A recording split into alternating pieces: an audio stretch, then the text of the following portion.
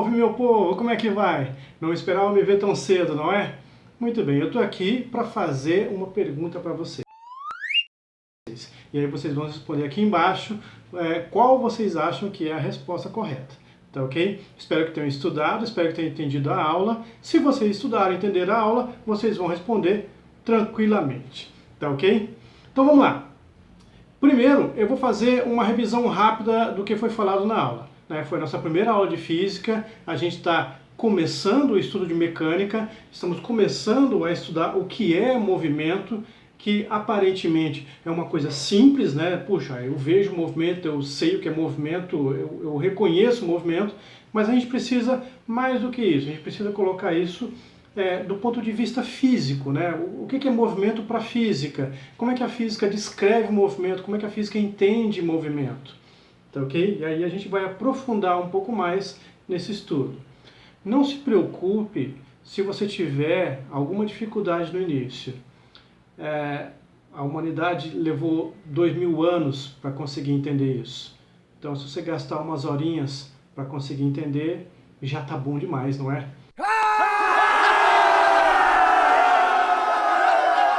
Então, muito bem.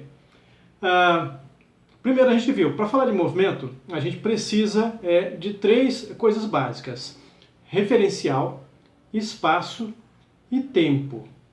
Toda vez que você vai falar se uma coisa está parada ou não, você adota um referencial, mesmo que você não saiba. Em geral, esse referencial é você mesmo. Então você olha para um carro que passa e fala, nossa, esse carro está em movimento. Porque para você está parado e, portanto, ele está em movimento. Então você se adota como referencial.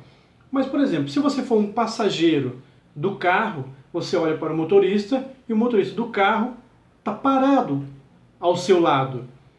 Então, para você ele está parado, mas para alguém que está na rua, ele está em movimento.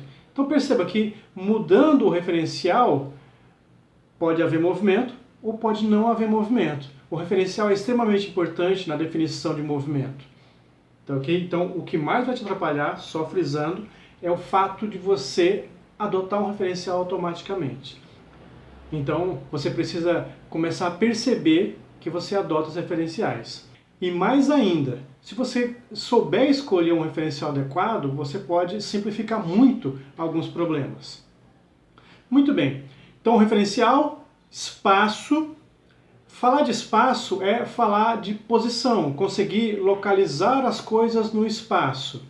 Nós vivemos num mundo tridimensional e as coisas estão mais longe ou mais perto da gente e a gente precisa determinar isso. A gente vai determinar em relação ao referencial. Então, como é que você mede espaço?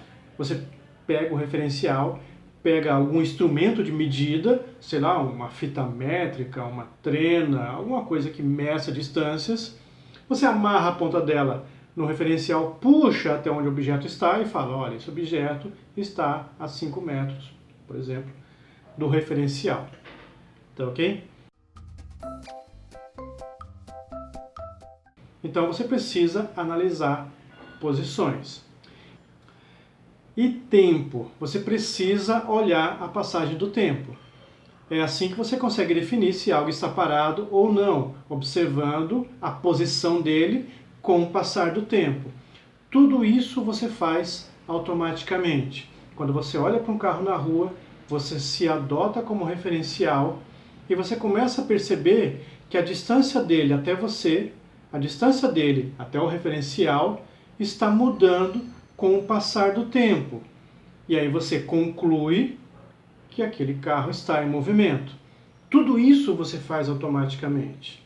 Só que agora a gente vai aprender uma maneira de você colocar isso no papel e você conseguir descrever todo esse raciocínio que você faz para descobrir se algo está em movimento ou não. Esse é o nosso comecinho do curso de Física. Agora vamos à pergunta. Imagine que o seu professor está andando pela sala de aula e no ombro dele tem uma pequena mosquinha pousada. O que será que a gente pode afirmar a respeito do movimento do professor e da mosca nessa sala de aula? Veja se você consegue descobrir qual é a alternativa correta aqui embaixo. Se você estudou, se você acompanhou a aula, eu tenho certeza que você vai conseguir. Então é isso. Até a próxima aula e continue estudando. Valeu!